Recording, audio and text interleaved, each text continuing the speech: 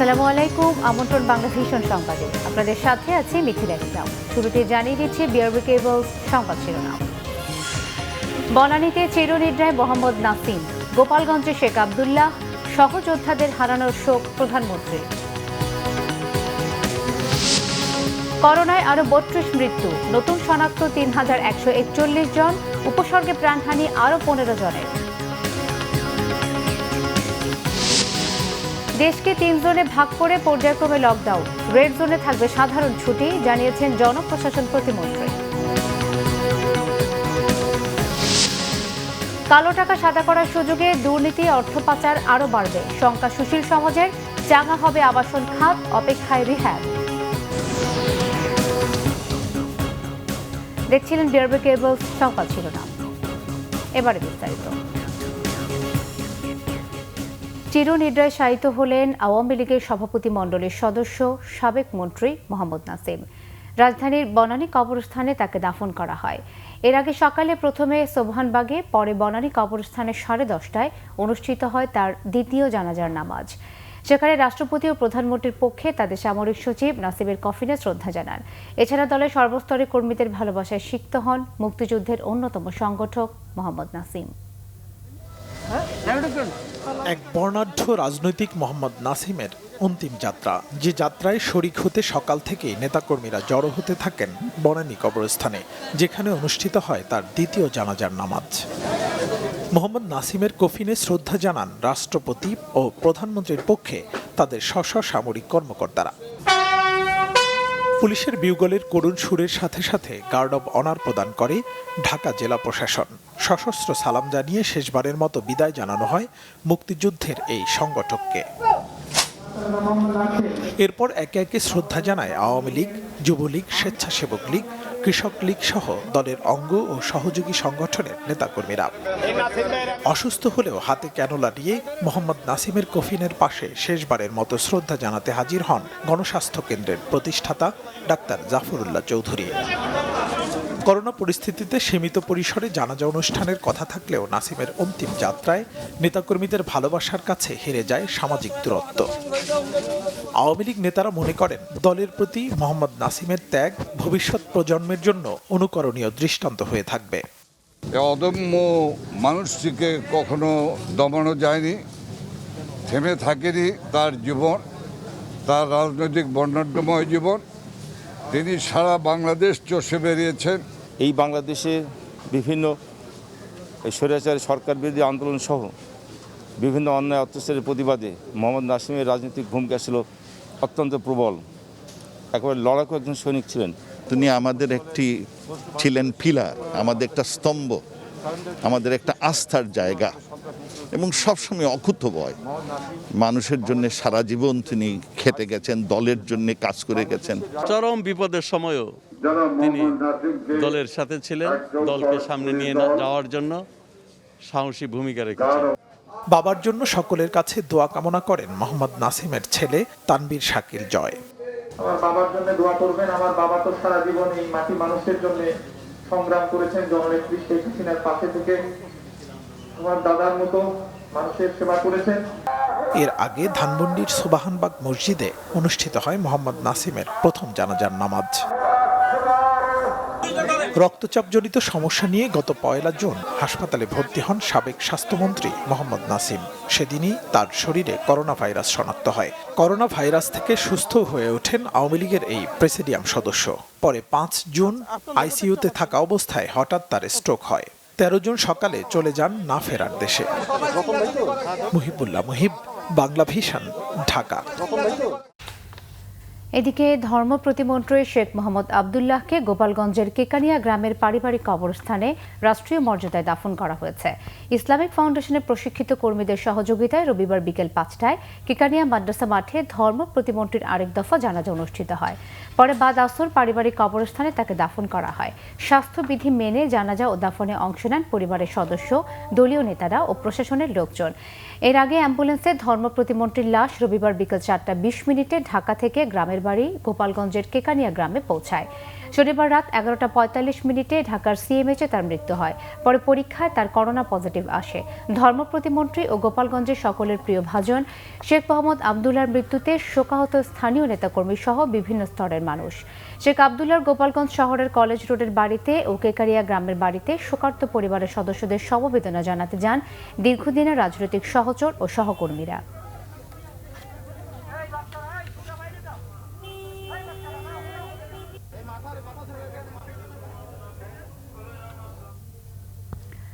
প্রধানমন্ত্রী শেখ হাসিনা বলেছেন, দেশ যখন এগিয়ে যাচ্ছিল ঠিক তখনই করোনা ভাইরাস পরিস্থিতির কারণে সবকিছু স্থবির হয়ে পড়েছে।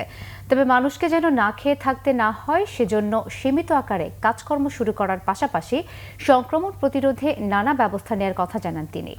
ইউরোপ আমেরিকার পর এবার দক্ষিণ এশিয়ায় সংক্রমণ বাড়ছে উল্লেখ করে সবাইকে ধৈর্যের সাথে পরিস্থিতি মোকাবেলার আহ্বানও জানান প্রধানমন্ত্রী। যে সরকারি স্বীকৃতি প্রদান করা। রবিবার সংসদে আওয়ামী লীগ নেতা সাবেক স্বাস্থ্যমন্ত্রী মোহাম্মদ নাসিম ও ধর্ম প্রতিমন্ত্রী শেখ মোহাম্মদ আবদুল্লাহর মৃত্যুতে উপস্থাপিত শোক প্রস্তাবের উপর আলোচনায় অংশ নেন প্রধানমন্ত্রী শেখ হাসিনা।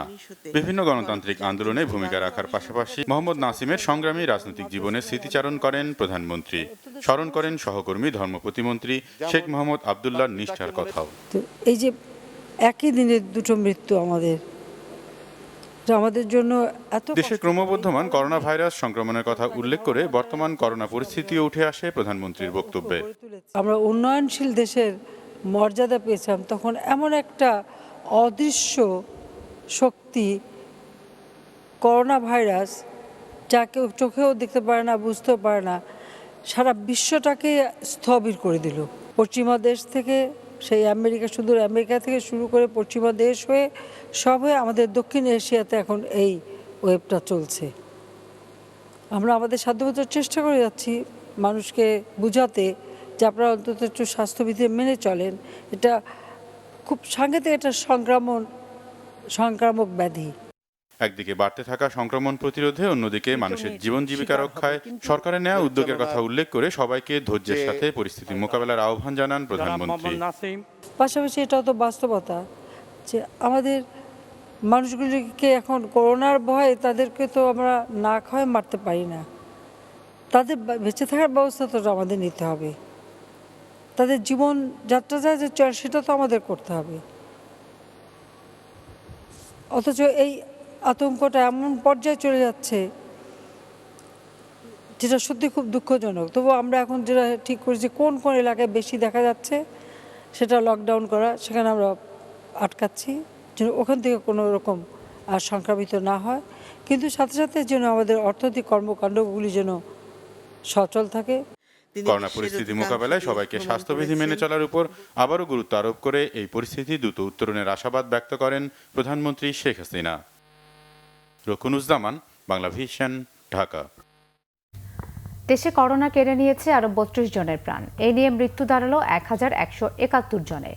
নতুন 3141 জন সহ মোট আক্রান্ত 87,520। শতভাগ মানুষকে মাস্ক পরার আহ্বান জানিয়েছে স্বাস্থ্য অধিদপ্তর। এদিকে জোনভিত্তিক লকডাউনে সাফল্য না এলে কারফিউ জারির পরামর্শ বিশেষজ্ঞ চিকিৎসকদের। করোনার তাণ্ডব কমার লক্ষণ নেই। মৃতের সংখ্যা একটু কম বেশি হলেও প্রতিদিন বাড়ছে আক্রান্তের সংখ্যা। করোনার বিস্তার ঠেকাতে সাবান দিয়ে হাত ধোয়া, মাস্ক ব্যবহার করা সহ স্বাস্থ্যবিধি মানতে আবারও আহ্বান জানানো হয়েছে স্বাস্থ্য অধিদপ্তরের সর্বশেষ বুলেটিনে। 24 ঘন্টায় 32 জন সহ মৃতের সংখ্যা 1171 জন। মৃত্যুর হার 1.34, শনাক্তের হার 21.65, সুস্থতার হার 21.40%। 24 ঘন্টায় মৃত্যুবরণ করেছেন 32 জন। এ পর্যন্ত 1171 জন। শনাক্ত বিবেচনায় মৃত্যুর হার 1.34%। গত 24 ঘন্টায় যা নমুনা পরীক্ষা হয়েছে তাতে শনাক্ত হয়েছে 3141 জন। শনাক্তের হার 21.65%। 24 ঘন্টায় সুস্থ হয়েছেন 903 জন। এ পর্যন্ত 18,730 জন সুস্থ হয়েছেন। শনাক্ত বিবেচনায় সুস্থতার হার 21.40%। আইসোলেশনে নেওয়া হয়েছে 712 জনকে। 24 ঘন্টা আইসোলেশন থেকে মুক্ত হয়েছেন 294 জন। 24 ঘন্টায় কোয়ারেন্টাইনে 2,792 জন। এ পর্যন্ত কোয়ারেন্টাইন 3,20,436 জন। করোনার রূপ বদলে প্রতিদিনই মৃত্যু তালিকায় যোগ হচ্ছে নতুন নতুন নাম। তাই করোনা আক্রান্তদের কাছ থেকে যেন নতুন সংক্রমণ না ছড়ায় সেদিকে কঠোর নজর দেওয়ার পরামর্শ দিয়েছেন বিশেষজ্ঞ চিকিৎসক ABM আব্দুল্লাহ। জোন ভিত্তিক দেওয়া হচ্ছে, দেখা যাক কি হয়। এখন যদি আসলে ফেলিউর হয়ে যায় যে সংক্রমণটা আরও বাড়তে কয়েকদিনের মধ্যে, তাহলে আমরা কঠোরভাবে এবং যেখানে যেন হট জোন, অন্তত ধরেন যেখানে যেন কয়েকটা জায়গা তো খুব বেশি, পুরো এলাকাতে যেন কঠোরভাবে লকডাউন দেওয়া হয়। তার চেয়েও জরুরি যদি জনগণ না মানে, তাহলে আমার প্রয়োজনে কারফিউ দেওয়া উচিত, দিয়ে যেন মানুষকে ঘরে রাখতেই হবে, লকডাউন পালন করতে বাধ্য করা হবে। তাহলে আমরা সংক্রমণের হার নিয়ন্ত্রণ করতে পারবো। আক্রান্তের সংখ্যায় প্রায় 144 কোটি মানুষের দেশ চীনকে আগেই ছাড়িয়েছে বাংলাদেশ। পরিস্থিতির অনিবার্যতায় তাই প্রয়োজনে সরকারকে আরও কঠোর হওয়ার পরামর্শ এই বিশেষজ্ঞের। SM ফয়েজ, বাংলা ভিশন, ঢাকা। দেশের বিভিন্ন জায়গায় আজ সর্দি জ্বর সহ করোনা উপসর্গে 15 জনের মৃত্যু হয়েছে। এর মধ্যে কুমিল্লাতে 5 জন মারা গেছেন। এদিকে করোনার সংক্রমণ বেড়ে যাওয়ায় মানিকগঞ্জ, ব্রাহ্মণবাড়িয়া সহ কয়েক জেলার কিছু এলাকা লকডাউন করেছে স্থানীয় প্রশাসন। চট্টগ্রামে করোনা ভাইরাস শনাক্ত হয়েছে আরও 269 জনের। তাদের 208 জন নগরীর এবং 61 জন বিভিন্ন উপজেলার বাসিন্দা। কুমিল্লায় করোনা উপসর্গ নিয়ে 5 জনের মৃত্যু হয়েছে। এদিকে সংক্রমণ বেড়ে যাওয়ায় ব্রাহ্মণবাড়িয়া পৌরসভার 4, 5 ও 8 নম্বর ওয়ার্ডকে রেড জোন ঘোষণা করেছে জেলা প্রশাসন। 27 জুন পর্যন্ত লকডাউন অব্যাহত থাকবে। খুলনায় মেডিকেল কলেজ হাসপাতালের আইসোলেশনে থাকা এক বৃদ্ধের মৃত্যু হয়েছে। তিনি শ্বাসকষ্ট সহ করোনা উপসর্গ নিয়ে হাসপাতালে ভর্তি হয়েছিলেন। এ নিয়ে আইসোলেশন ওয়ার্ডে উপসর্গেই মারা গেছেন 41 জন। এদিকে জ্বর, সর্দি, কাশি ও শ্বাসকষ্ট নিয়ে মেহেরপুরে মারা গেছেন এক নারী। এ ঘটনায় তার বাড়িসহ আশপাশের এলাকার লকডাউন করা হয়েছে। গাজীপুরের কালীগঞ্জে মারা গেছেন এক বৃদ্ধা। বেশ কিছুদিন ধরে ঢাকার অ্যাপোলো হাসপাতালে ফুসফুস ক্যান্সার সহ করোনা উপসর্গ নিয়ে চিকিৎসাধীন ছিলেন তিনি। আর ময়মনসিংহে করোনা আক্রান্তের সংখ্যা 900 ছাড়িয়েছে। নতুন করে শনাক্ত হয়েছে 10 জন। দিনাজপুরের ঘোড়াঘাটে নিজ বাড়িতে আইসোলেশনে থাকা অবস্থায় মারা গেছেন একজন। বগুড়ায় উপসর্গ নিয়ে 2 জনের মৃত্যু হয়েছে, আর শনাক্ত হয়েছে 88 জন। অন্যদিকে জয়পুরহাটে নমুনা পরীক্ষায় আরও 17 জনের রিপোর্ট পজিটিভ এসেছে। পটুয়াখালী সদরের ট্যাংরাখালীতে বজলুর রহমান নামের একজন সহ মৃতের সংখ্যা দাঁড়ালো 11 জনে। এছাড়া নতুন করে নরসিংদীতে 54 জন, রাঙামাটিতে 22 জন ও টাঙ্গাইলে 23 জন আক্রান্ত হয়েছেন। এদিকে সংক্রমণ বাড়তে থাকায় মানিকগঞ্জের কয়েকটি এলাকাকে রেড জোন ঘোষণা করা হয়েছে। সুনামগঞ্জে একদিনে রেকর্ড 92 জনের শরীরে করোনা ভাইরাস শনাক্ত হয়েছে। এ নিয়ে জেলায় মোট আক্রান্তের সংখ্যা 525 জন। নাসরিন গীতি, বাংলা ভিশন নিউজ ডেস্ক। ঢাকার 2 সিটি কর্পোরেশন, চট্টগ্রাম সিটি কর্পোরেশনের একাধিক ওয়ার্ড এবং 3 জেলার বিভিন্ন এলাকাকে রেড জোন হিসেবে চিহ্নিত করা হয়েছে। করোনা প্রতিরোধে গঠিত কেন্দ্রীয় টেকনিক্যাল কমিটির শনিবারের সভায় এসব এলাকাকে চিহ্নিত করা হয়। ঢাকা উত্তর ও দক্ষিণ সিটির মোট 45টি এলাকাকে রেড জোন হিসেবে চিহ্নিত করা হয়েছে। এর মধ্যে ঢাকা উত্তর সিটির 17 এবং দক্ষিণ সিটির 28টি এলাকা রয়েছে, আর চট্টগ্রাম সিটি কর্পোরেশনের 11টি এলাকাকে রেড জোনে পড়েছে। এছাড়া টেকনিক্যাল কমিটির সুপারিশ অনুযায়ী ঢাকার বাইরে নরসিংদী, নারায়ণগঞ্জ ও গাজীপুর জেলার একাধিক উপজেলাকে রেড জোন হিসেবে চিহ্নিত করা হয়েছে। অন্যদিকে জনপ্রশাসন মন্ত্রী জানিয়েছেন, করোনা সংক্রামক এলাকাকে 3টি জোনের আওতায় এনে লকডাউন ও সাধারণ ছুটির বিষয়টি নিয়ে কাজ করছে সরকার। এসব এলাকার মানুষের জীবনযাত্রা যেন বাধাগ্রস্ত না হয় সেটিও ভাবা হচ্ছে বলে জানান তিনি। দ্রুতই এই সংক্রান্ত একটি প্রজ্ঞাপন জারির কথাও জানান তিনি। আমরা স্পেসিফিক একটি জায়গাকে আমরা নিয়ে সেটিকে করব এবং সেখানে আমরা বেশ কিছু আমাদের কার্যক্রম থাকবে যাতে করে সেই জায়গাতে মানুষ ওখান থেকে অন্য জায়গাতে না যায়। সেজন্য আমরা সেই এলাকাটিকে, রেড জোনের এলাকাটিকে সাধারণ ছুটির আওতায় নিয়ে আসব, যাতে করে মানুষজন ঘরে থাকে এবং ঘরে থেকে যাতে করে মানুষজন বাজারে না আসতে হয় সেজন্য আমাদের খাবারের ভ্যানগুলো, সবজি সহ অন্যান্য জিনিসগুলো সেখানে থাকবে। আমরা 21 দিন পর্যন্ত আমরা সেখানে আমাদের এই বিশেষ ব্যবস্থা আমরা চালু রাখবো, রেখে সেখানে যাতে করে এই সংক্রমণটাকে আমরা শূন্যের কোঠায় নিয়ে আসতে পারি, সেটি আমাদের উদ্যোগ। সেক্ষেত্রে আমরা একটা প্রজ্ঞাপন দিব। স্বাস্থ্যকর্মী বা জরুরি প্রয়োজন ছাড়া রাজধানীর পূর্ব রাজাবাজারে প্রবেশ বা বের হওয়ার ক্ষেত্রে কঠোর অবস্থানে পুলিশ। লকডাউন এলাকায় আসা যাওয়ার নামের তালিকা প্রতিদিন খাতায় লিপিবদ্ধ করা হচ্ছে। বাসিন্দাদের প্রয়োজন বিবেচনায় বাড়ানো হয়েছে স্বেচ্ছাসেবীর সংখ্যা। রাজধানীর পূর্ব রাজাবাজারে পরীক্ষামূলকভাবে শুরু হওয়া লকডাউনের পঞ্চম দিন রবিবার 8টি রাস্তার মধ্যে চলাচলের মাত্র একটি খোলা থাকায় দিনে দিনে চাপও বাড়ছে। প্রতিদিন এই গেটের সামনে এসে ভিড় করে শত মানুষ। কোনো না কোনো প্রয়োজনে বাইরে বের হওয়ার আবদার সবার। আমি নাইট ডিউটি ছিল, ডিউটি করে তারপরে এখন আসছি।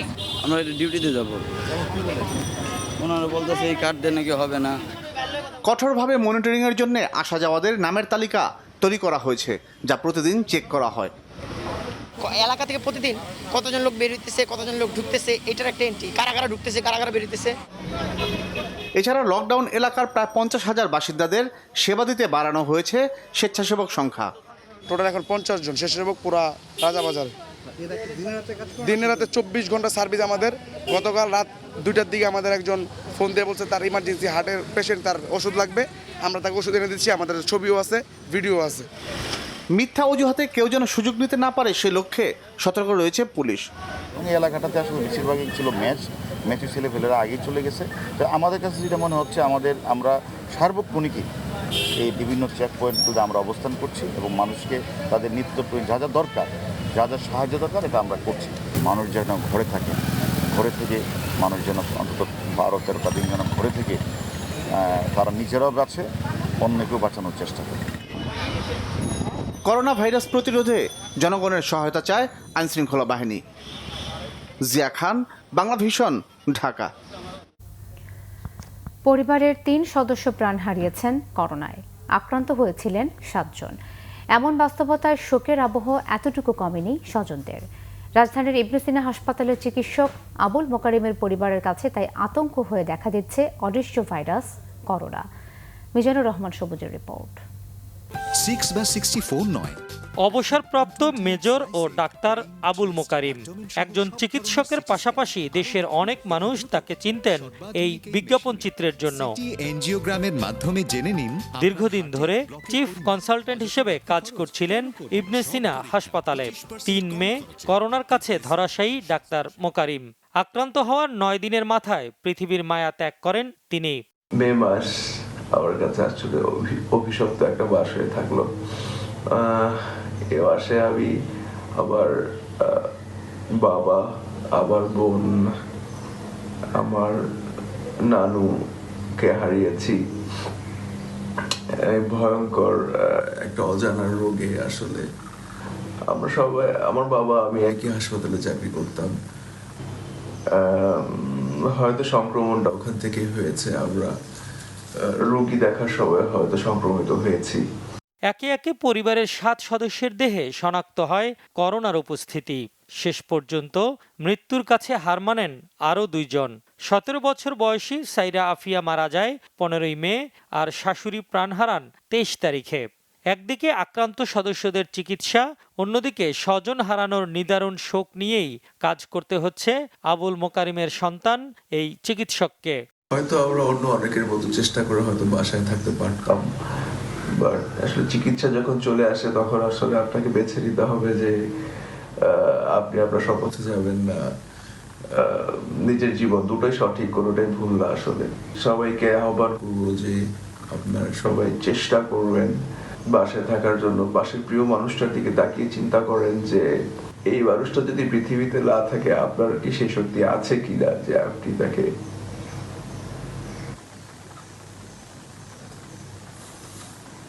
শেষ নিদ্রায়, শেষ জায়গাটায় তাকে শায়িত করার মতো আপনার কি শক্তি আছে। করোনা নামের মহামারীতে প্রতিদিনই এভাবে ছিন্ন ভিন্ন হচ্ছে ভুক্তভোগী সদস্যদের হৃদয়। মিজানুর রহমান সবুজ, বাংলা ভিশন, ঢাকা। করোনা ভাইরাসে বিশ্বের বিভিন্ন দেশে মৃত্যুর সংখ্যা বেড়ে 4,33,000 ছাড়িয়েছে। আক্রান্ত ৭৯ লাখেরও বেশি। এদিকে করোনার বিস্তার রোধে ২ মিটারের দূরত্ব মানার বিধিনিষেধ পর্যালোচনা করে বাতিলের প্রস্তাব দিয়েছেন যুক্তরাজ্যের প্রধানমন্ত্রী বরিস জনসন। গেল কয়েকদিনের ধারাবাহিকতায় শনিবারও প্রাত্যহিক মৃত্যুর তালিকায় শীর্ষে ছিল ব্রাজিল। অন্তত ৮৯০ জন মারা যাওয়া, সেখানে মোট প্রাণহানি দাঁড়ায় ৪২,৭৯১ জনে। এতে বিশ্বে করোনায় মৃত্যুর তালিকায় দ্বিতীয় স্থানে উঠে এসেছে ব্রাজিল। আর আক্রান্তের সংখ্যা ছাড়ায় ৮.৫ লাখ। যুক্তরাষ্ট্রে আরও ৭০২ জন মারা যাওয়ায় সেখানে মোট মৃত্যু দাঁড়িয়েছে ১,১৭,৫২৭ জনে। আক্রান্ত ২১,৪২,০০০-এর উপরে। এদিকে করোনার বিস্তার নিয়ন্ত্রণে ৬ ফুট দূরত্ব বজায় রাখার বিধিনিষেধ সেবামূলক প্রতিষ্ঠানগুলোর জন্য অবাস্তব উল্লেখ করে এটি পর্যালোচনা করে সিদ্ধান্ত নিতে ৪ জুলাই পর্যন্ত সময় দিয়েছেন যুক্তরাজ্যের প্রধানমন্ত্রী বরিস জনসন। দলীয় এমপি ও ব্যবসায়ীদের অনুরোধে বিধিনিষেধটি প্রয়োজনে বাতিলের প্রস্তাবও দেন তিনি। আরও ১৮১ জন মারা যাওয়ায় দেশটিতে মোট প্রাণহানি হয়েছে ৪১,৬৬২ জনের। এছাড়াও শনিবার মেক্সিকোতে ৪২৪, ভারতে ৩০৯, রাশিয়ায় ১১৯, পাকিস্তানে ৮১ ও ইতালিতে ৭৮ জন মারা গেছেন। একদিনে ১২,০০০-এরও বেশি মানুষের করোনা শনাক্তের রেকর্ড হয়েছে ভারতে। টানা দ্বিতীয় সপ্তাহের মতো করোনায় কেউ মারা না যাবার সুসংবাদ রয়েছে স্পেনে। সবশেষ গত ২৬শে মে সেখানে প্রাণহানি বেড়ে দাঁড়ায় ২৭,১৩৬ জনে। বিনা শর্তেই কালো টাকা সাদা করার সুযোগ দেয়ায় আবাসন খাত চাঙার পাশাপাশি করোনায় মন্দা অর্থনীতিতে গতি ফিরবে আশা আবাসন শিল্প মালিকদের সংগঠন রিহাবের সভাপতি আলমগীর শামসুল আলামিনের। তবে ট্রান্সপারেন্সি ইন্টারন্যাশনাল টিআইবি নির্বাহী পরিচালক ডক্টর ইফতেখারুজ্জামান বলছেন, অনৈতিক এই সুবর্ণ সুযোগে আরও বেপরোয়া হবে কালো টাকার মালিকরা। সমাজে বাড়বে বৈষম্য। সংবিধান পরিপন্থী এই প্রস্তাব দুর্নীতি ও অর্থ পাচারকে উস্কে দেবে বলে শঙ্কা সুশীল সমাজের। ২৭০ বর্গ কিলোমিটার আয়তনের মেগা সিটি ঢাকায় প্রায় ২ কোটি মানুষের বাস। তাদের একটা অংশের আয় তুলনামূলক কম হবার পরও থাকেন অট্টালিকায়। ছেলে মেয়েকে অভিজাত শিক্ষা প্রতিষ্ঠানে পড়ানোর পাশাপাশি হাঁকান দামি ব্র্যান্ডের গাড়ি। কারো কারো ব্যবসা বা চাকরির বেতনের চেয়েও বেশি খরচ ফ্ল্যাটের ভাড়ায়। আর কারো কারো অবৈধ অর্থ এত বেশি যার কিছু অংশ উদ্ধার হয় খাট ও আলমারির নিচ থেকেও। ঘুষ দুর্নীতির মাধ্যমে নামে বেনামে সম্পদ যারা লুকান তাদের জন্য এবার সুবর্ণ সুযোগ। অবৈধ অর্থ মাত্র ১০% কর দিয়ে বৈধ করার সুযোগ দিয়েছেন অর্থমন্ত্রী। দেশের সব আইনকে পাশ কাটিয়ে কোনো প্রশ্ন ছাড়াই কালো টাকা বিনিয়োগ করা যাবে শেয়ার বাজারে। কেনা যাবে সঞ্চয়পত্র, অভিজাত এলাকার জমি কিংবা বিলাসবহুল ফ্ল্যাট। সরকার আমাদেরকে অপ্রদূষিত অর্থ বিনিয়োগ করার সুযোগ সৃষ্টি করে দিয়েছেন। এর জন্য আমাদের অর্থনীতিতে বেশি বেশি বিনিয়োগ হবে এবং আমাদের যে রিয়েল এস্টেট সেক্টর সেটি চাঙ্গা হবে এবং রিয়েল এস্টেট সেক্টরের সঙ্গে জড়িত ২১১টি যে সাবসেক্টর আছে সেগুলো কিন্তু চাঙ্গা হবে। প্রতিষ্ঠিত ব্যবসায়ীরাও বলছেন এ ধরনের অনৈতিক সুযোগ সৎ ব্যবসায়ীদের নিরুৎসাহিত করবে। চেম্বার অ্যাসোসিয়েশন থেকে দীর্ঘদিন যাবৎ এর বিপক্ষে আমরা বক্তব্য দিয়েছি, সরকারকে অনুরোধ করেছি, তাতে অনেস্ট ট্যাক্স পেয়ারদের প্রতি ইনজাস্টিস করা হয় এবং তারা হতাশ হয় যে একটা লোক 25%, 30% প্রতি বছর সে ট্যাক্স দিবে এবং একটা লোক 10% দিয়ে তার টাকা সাদা করবে। এতে ক্ষুব্ধ অনিয়মের বিরুদ্ধে সোচ্চার সুশীল সমাজের প্রতিনিধিরাও। তারা বলছেন, কালো টাকার মালিকদের সাজার বদলে পুরস্কৃত করলে সমাজে দুর্নীতি ও বৈষম্য আরও বাড়বে। ব্যাপকভাবে কালো টাকাকে বৈধ দেওয়ার সুযোগ সৃষ্টি করা হয়েছে, ক্ষেত্র বিকশিত করা হয়েছে। এই ক্ষেত্রগুলোতে বৈষম্যমূলকভাবে কালো টাকার মালিকদের প্রভাব সুপ্রতিষ্ঠিত হবে। সৎ উপায়ে উপার্জিত মানুষ এই খাতগুলোতে আর ঢুকতেই পারবেন না। অর্থাৎ এটি বৈষম্যমূলক, এটি সংবিধান পরিপন্থী।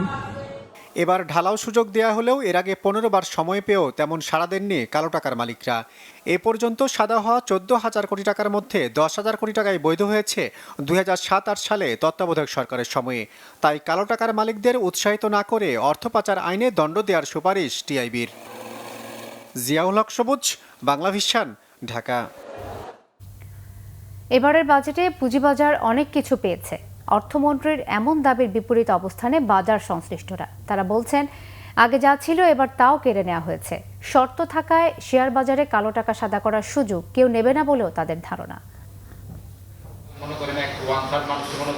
২৬ মার্চ লকডাউনের আগে দেশের শেয়ার বাজারের সূচকের গ্রাফ যেভাবে নিচে নামছিল, তাতে প্রতিদিনই তৈরি হচ্ছিল বিনিয়োগকারীদের নিঃস্ব হওয়ার নতুন নতুন গল্প। সে সময় শেয়ার বাজার বন্ধ রাখার দাবিও উঠেছিল বিনিয়োগকারীদের মধ্যে। লকডাউন পরবর্তী 31 মে আবার খোলা হলেও যেন দিশাহীন শেয়ার বাজার। তাই করোনাকালে এবার অন্তত বাজেটে শেয়ার বাজার ভালো কিছু পাবে অপেক্ষায় ছিলেন সংশ্লিষ্টরা। যদি ক্যাশ 10% দিয়ে ওয়াইট করতে পারি তাহলে আমি পুঁজিবাজারে 3 বছরের লক-ইনে যাব কেন? একজন সাধারণ মানুষ যে ওয়াইট করতে আসবে আনডিসক্লোজ মানি, সে তো ক্যাশটাই করতে পারছে 10% দিয়ে। ব্ল্যাক মানি 10% দিয়া তারা ব্যাংকে রাখলেও করতে পারবে, সঞ্চয়পত্র রাখলে করতে পারবে। তো এত ইজি অপশন থাকলে শেয়ার বাজারের মতো একটা কঠিন জায়গাতে কেন আসবে investors? No, I don't believe it. 2009 সালে শেয়ার বাজারে তালিকাভুক্ত হয় গ্রামীণ ফোন। বলা হয় এরপর গত 11 বছরে সেরকম ভালো কোম্পানি বাজারে আনা যায়নি। এ বাস্তবতায় বিশ্লেষকরা বলছেন পুঁজিবাজারে তালিকাভুক্ত অতালিকাভুক্ত কোম্পানির কর্পোরেট ট্যাক্সের ব্যবধান আরও কমানোর বাজেট প্রস্তাব হতাশাজনক। বরাবরই আমরা দেখেছি যে লিস্টেড এবং নন লিস্টেড কোম্পানির ট্যাক্সের যে ডিফারেন্সটা থাকতো 10% থাকতো। আমরা চাই ভালো কোম্পানি আসুক, একটা প্রণোদনা বাজারে থাকুক ভালো কোম্পানি আসার জন্য। সেখানে আমরা দেখলাম যে 2.5% কমে গেছে, মানে আগে যেটা 10% ডিফারেন্স ছিল লিস্টেড নন লিস্টেডে, সেটা এখন 7.5% হয়ে গেছে। সো কাজেই এইটা আমি মনে করি যে ভালো কোম্পানি আসতে তারা ডিসকারেজ ফিল করবে। ভালো কোম্পানি আনার জন্য আমি ফিসক্যাল ইনসেন্টিভ ছাড়া আর কোনো উপায় আমি দেখি না। অন্তত সেখানে উচিত ছিল লিস্টেড হলে তাদের ক্ষেত্রেও অন্তত 2.5% অথবা 5% করতে পারলে সবচেয়ে ভালো হতো, তাহলে আর বলতে হতো না। আমি জানি না নন লিস্টেড কোম্পানির লবি তারা হয়তো স্ট্রং। 10% ডিফারেন্স থাকা অবস্থায় কোনো ভালো কোম্পানি লিস্টিংয়ে আসতেছিল না। ইউনিলিভার বলো, নেসলে বলো, এসএসবিসি বলো, মেটলাইফ বলো, ইনসেপ্টা বলো। তো এখন 7.5% ট্যাক্স সুবিধা নেওয়ার জন্য তারা কি আদৌ আসবে? পতনের ধারা রবিবার ঢাকা স্টক এক্সচেঞ্জের প্রধান সূচক ডিএসসিএক্স 3 পয়েন্ট হারিয়ে অবস্থান করছে 3964 পয়েন্টে। অন্য সময় বাজেট দেওয়ার পরের দিন ওয়ার্কিং ডেতে অনেক কিছু আপস অ্যান্ড ডাউন হতো। Not this time. Why not this time? GM Hasan, Bangla Vision, Dhaka. করোনাকালে চিকিৎসক সহ স্বাস্থ্য ব্যবস্থার সাথে সম্পৃক্তদের জন্য বিশেষ প্রণোদনার দাবি জানিয়েছেন বিএনপির সিনিয়র যুগ্ম মহাসচিব রুহুল কবির রিজভী। নয়াপল্টন কেন্দ্রীয় কার্যালয়ে এক অনলাইন ব্রিফিংয়ে দুর্ভোগে থাকা মানুষদের চিকিৎসা বৈষম্য কমানোর দাবিও জানান তিনি। ডাক্তার সহ স্বাস্থ্য চিকিৎসা ব্যবস্থার সঙ্গে জড়িত প্রত্যেকের কাজকে অত্যাবশ্যকীয় ঘোষণা এবং তাদের জন্য বিশেষ প্রণোদনার ব্যবস্থা, চিকিৎসক ও স্বাস্থ্যকর্মীদের জন্য প্রয়োজনীয় পিপিই সরবরাহ নিশ্চিত করা এবং ক্ষুদ্র ব্যবসায়ী, কৃষি শ্রমিক, গার্মেন্টস ও শিল্প কারখানার শ্রমিক ও বিভিন্ন শ্রেণী পেশার ক্ষতিগ্রস্ত মানুষের জন্য আর্থিক সহায়তার ব্যবস্থা করা। ঢাকা দক্ষিণ সিটির মেয়র ব্যারিস্টার ফজলে তাপস বলেছেন, আগে সিটি কর্পোরেশনে মশক নিধনের নামে লোক দেখানো কার্যক্রম পরিচালিত হতো। মশার উপদ্রব বেশি হলে কার্যক্রম হাতে নেওয়া হতো। এখন আর সেটা হবে না। সেবা জনগণের দোরগোড়ায় পৌঁছে দেওয়া হবে। রবিবার রাজধানীর খিলগাঁও, সিপাহীবাগ, বায়তুল হুদা মসজিদ সংলগ্ন ঝিলে বছরব্যাপী জলাশয় পরিষ্কারকরণ, মাছ ও হাঁস অবমুক্তকরণ কর্মসূচির উদ্বোধনী অনুষ্ঠানে তিনি এসব কথা বলেন। তাপস বলেন, জনগণের পাশে থেকে কাজ করতে হবে। জনসেবার কোনো কাজে গাফিলতি বরদাস্ত করা হবে না। মেয়র বলেন, নগরীর অনেক জলাশয় দখল হয়ে গেছে। এরপরও এখনো অনেক জলাশয় আছে যেগুলো পরিষ্কার করে নান্দনিক স্থানে পরিণত করা হবে। জলাশয় পরিষ্কার করে তাতে তেলাপিয়া মাছ ও হাঁস অবমুক্ত করা হবে। তেলাপিয়া মাছ মশার লার্ভা ধ্বংস করে। সিটি কর্পোরেশনের কোনো কাজে গাফিলতি দেখলে সরাসরি তাকে বা স্থানীয় কাউন্সিলরদের জানাতে বলেছেন ব্যারিস্টার ফজলে তাপস। ঢাকা দক্ষিণের কাউন্সিলর মাহবুবুল আলম মাহবুব সহ সিটি কর্পোরেশনের ঊর্ধ্বতন কর্মকর্তারা অনুষ্ঠানে উপস্থিত ছিলেন। সড়ক দুর্ঘটনায় রাজবাড়ী, নাটোর ও চুয়াডাঙ্গায় একই পরিবারের 3 জন সহ মোট 6 জন নিহত হয়েছেন। রবিবার সকালে একই পরিবারের 6 জন প্রাইভেট কারে করে মেহেরপুরের মুজিবনগর থেকে ঢাকায় আসছিলেন। পথে রাজবাড়ীর খানখানাপুর ছোট ব্রিজ এলাকায় বিপরীত দিক থেকে আসা একটি ট্রাকের সাথে মুখোমুখি সংঘর্ষ হয়। এতে ঘটনাস্থলে 4 জন নিহত হন। আহত 3 জনকে গোয়ালন্দ উপজেলা স্বাস্থ্য কমপ্লেক্সে ভর্তি করা হয়েছে। এদিকে সড়ক দুর্ঘটনায় নাটোর ও চুয়াডাঙ্গায় আরও 2 জন নিহত হয়েছে।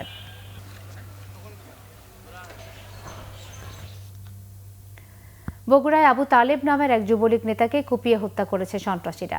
নিহত আবু তালেব বগুড়ার সাবগ্রাম হাট বন্দর যুবলীগের সাধারণ সম্পাদক। পুলিশ জানায়, সাবগ্রাম হাট থেকে আসার পথে আকাশতারা জুট মিল এলাকায় নিজ বাড়ির সামনে আবু তালেবের পথরোধ করে সন্ত্রাসীরা। এ সময় কুপিয়ে ও গলা কেটে পালিয়ে যায় তারা। হত্যাকারীদের গ্রেফতার করতে পুলিশি অভিযান চলছে। এর আগে একই স্থানে শাকিল নামে আরেক বালু ব্যবসায়ী খুন হয়। এ নিয়ে 48 ঘন্টার ব্যবধানে পরপর 2টি হত্যার ঘটনায় এলাকায় আতঙ্ক বিরাজ করছে।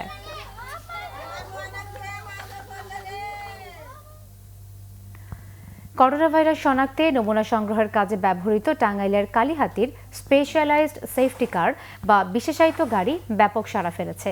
দেশীয় প্রযুক্তিতে স্থানীয় কারখানায় তৈরি এই গাড়িটি দিয়ে বাড়ি বাড়ি গিয়ে ঝুঁকিমুক্তভাবে নমুনা সংগ্রহ এবং চিকিৎসা সেবা দিচ্ছেন স্বাস্থ্যকর্মীরা।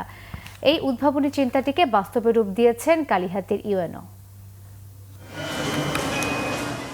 বিশেষায়িত এই গাড়িটির যাত্রা গ্রামের পথে পথে। কাজ মরণব্যাধি করোনা ভাইরাস শনাক্তের জন্য নমুনা সংগ্রহ করা। উপজেলার করোনা পরিস্থিতির সঠিক চিত্র নিরূপণে এই বিশেষ ব্যবস্থা নেওয়া হয়েছে টাঙ্গাইলের কালিহাতীতে। দূর দূরান্ত থেকে নমুনা দিতে ও চিকিৎসা নিতে আসা যেমন কষ্টসাধ্য, তেমনি সংক্রমণের ঝুঁকি থাকে কয়েক গুণ। এই প্রেক্ষিতে গত 4 জুন নমুনা পরীক্ষার জন্য বিশেষায়িত এই গাড়ি চালু করা হয়। গাড়ির ভেতর থেকেই টেকনিশিয়ানরা ঝুঁকিমুক্তভাবে নমুনা নেন। দক্ষিণ কোরিয়া ও ভারতের আদলে দেশীয় প্রযুক্তিতে বিশেষায়িত বাহনটির নকশাও বাস্তবায়ন করেন কালিহাতী ইউএনও। প্রত্যন্ত এলাকা থেকে যখন সেসব রোগী সিএনজি অথবা অন্য কোনো গণমাধ্যমে করে স্বাস্থ্য কমপ্লেক্স পর্যন্ত আসে, তখন কিন্তু সে অন্য অনেককে ইনফেক্টেড করে ফেলতে পারে ইন দ্য মিন টাইম। এবং একইভাবে আমাদের প্রত্যেকটা উপজেলা স্বাস্থ্য কমপ্লেক্সে শুধুমাত্র 2 জন টেকনিশিয়ান আছে। বেশিরভাগ উপজেলা স্বাস্থ্য কমপ্লেক্সগুলোতে এরকম। আমরা আমাদের জেলা পর্যায়ের ওয়ার্কশপে আমরা এটা তৈরি করেছি এবং এটা আমাদেরকে চমৎকার সার্ভিস দিচ্ছে। আমরা একই দিনে প্রায় 50টার মতো স্যাম্পল খুব ইজিলি আমাদের টেকনিশিয়ানরা এখন এটার মাধ্যমে কালেক্ট করতে পারছে। এই স্পেশালাইজড সেফটি কারের মাধ্যমে স্বাস্থ্যকর্মী ও চিকিৎসকগণ পিপিই ছাড়াই ঝুঁকিমুক্তভাবে বাড়ি বাড়ি গিয়ে নমুনা সংগ্রহ চিকিৎসা দিচ্ছেন। যে রোগীগুলো আমাদের করোনা টেস্ট করাবে আশঙ্কাজনকভাবে আছে যে তারা করোনা আক্রান্ত, তারা আমাদের ইনফর্ম করলে পরে আমরা গাড়ি নিয়ে তাদের বাড়িতে উপস্থিত হই। বর্তমান পরিস্থিতিতে সেবা পেয়ে খুশি এলাকাবাসীও। উপকারী হবে, সর্দি কাশি ঠান্ডা এগুলোর জন্য ডাক্তার নার্স সব কিছু আছে।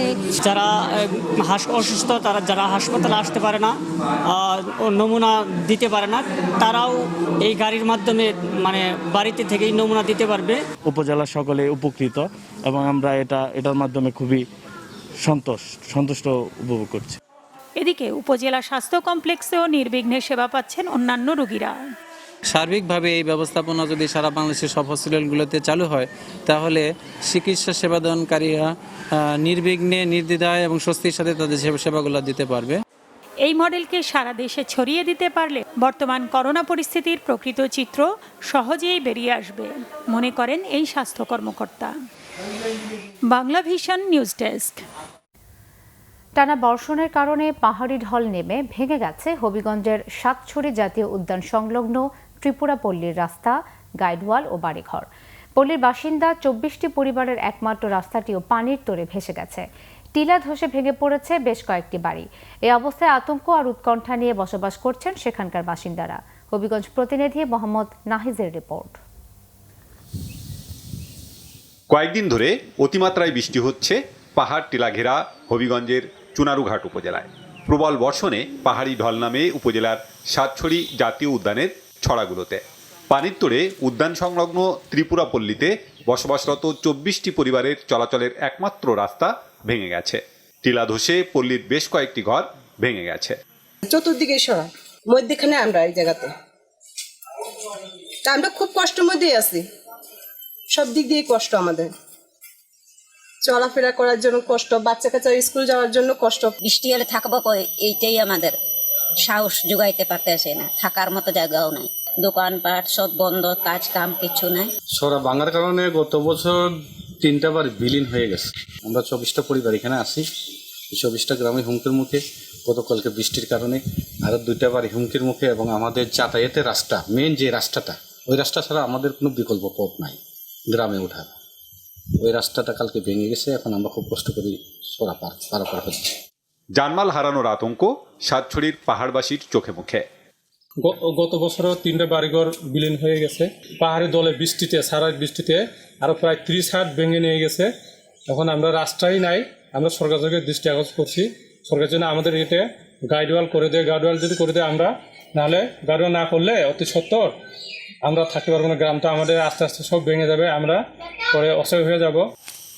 গাইড ওয়াল নির্মাণ করলে আপাতত টিলাধস রোধ করা সম্ভব বলে জানান বন কর্মকর্তা। যেই ক্ষতি হয়েছে অন্তত যে ভূমিধস পরে 1 কোটি টাকার মতো ক্ষতি হয়ে গেছে, যেগুলো ক্ষতি হয়েছে 1 কোটি টাকার ক্ষতি পূরণ করা যাবে না। যে ধস হয়েছে, যে এই ধস রোধ করতে হবে আমাদের রাস্তাঘাট। Banglavision news desk. ব্রাহ্মণবাড়িয়ায় লিচুর ভালো ফলনের পরও করোনার কারণে পাইকাররা না আসায় কাঙ্ক্ষিত দাম পাচ্ছেন না ব্যবসায়ীরা।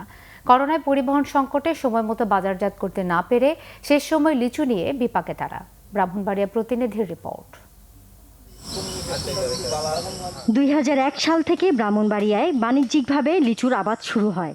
জেলার সীমান্তবর্তী কসবা, আখাউড়া ও বিজয়নগর উপজেলায় ব্যাপক হারে লিচুর চাষ হচ্ছে। ছোট বড় মিলিয়ে জেলায় 420টি বাগানে এবছর প্রায় 455 হেক্টর জমিতে লিচুর আবাদ হয়েছে। উৎপাদনের লক্ষ্যমাত্রা ধরা হয়েছে প্রায় 1368 মেট্রিক টন।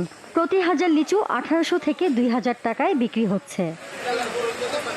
বাগান করে আমি অনেক লাভবান, কারণ এই বছরও মোটামুটি আমাদের ফলন, লিচুর ফলন বাম্পার।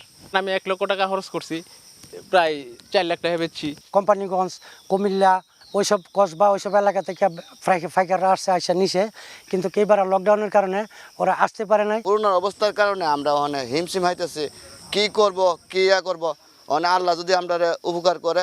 দেশের অবস্থা ভালো না, ফাইকার দূর থেকে আসতে পারে না, তো ওখানে যারা কৃষি অফিসার আছে এরা একটু আমরা সহযোগিতা করে মালটা বেচা কিনি করার একটা সুযোগ সুবিধা করে দেয়। অন্য বছর 2500 বেচছি 1000, এবার 1800-1700 বেতন লাগে।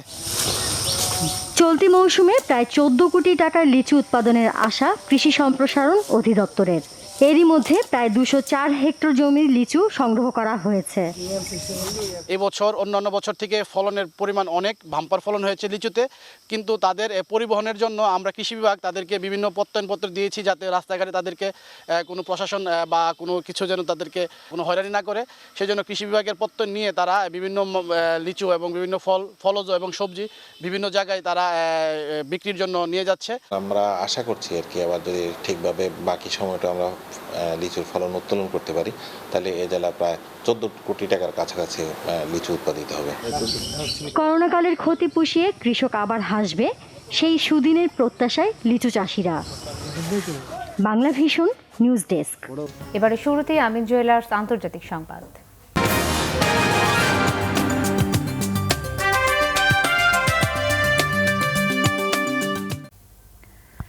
যুক্তরাজ্যের লন্ডনে কট্টর ডানপন্থী এবং ফ্রান্সের প্যারিসে বর্ণবাদ বিরোধীদের সাথে ব্যাপক সংঘর্ষ হয়েছে আইন শৃঙ্খলা বাহিনীর। বিশৃঙ্খলাকারীদের হুঁশিয়ার করে পুলিশকে কঠোর ব্যবস্থা নেওয়ার নির্দেশ দিয়েছেন ব্রিটিশ প্রধানমন্ত্রী বরিস জনসন। যুক্তরাষ্ট্রের শ্বেতাঙ্গ পুলিশের নির্যাতনে কৃষ্ণাঙ্গ জর্জ ফ্লয়েডের মৃত্যুর ঘটনায় বিশ্বের অন্যান্য দেশের মতো যুক্তরাজ্যেও চলছিল প্রতিবাদ কর্মসূচি।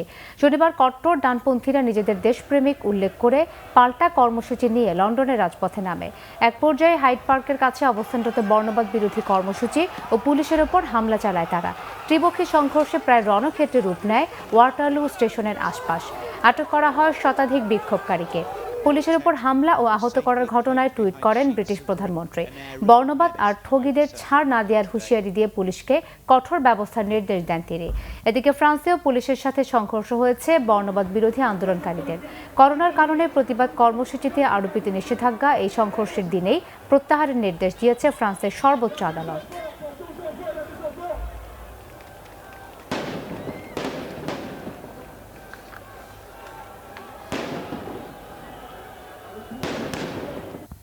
সংবাদ শেষ করব বিআরবি কেবল শিরোনামগুলো আরও একবার জানিয়ে।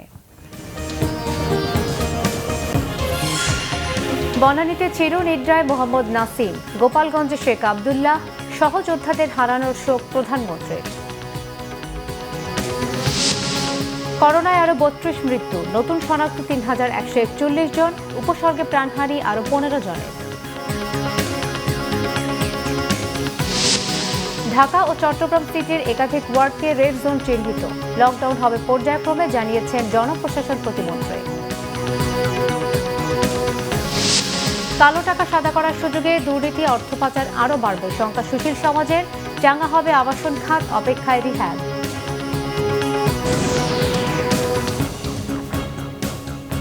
এই ছিল এখনকার মতো। পরের সংবাদ রাত 10:30টায় দেখার আমন্ত্রণ রইল। এছাড়াও বাংলা ভিশন সংবাদ ও সংবাদ সংশ্লিষ্ট অনুষ্ঠান দেখতে লগ ইন করুন facebook.com/বাংলাভিশনে এবং সাবস্ক্রাইব করুন youtube.com/বাংলাভিশন। এতক্ষণ সাথে থাকায় ধন্যবাদ সবাই।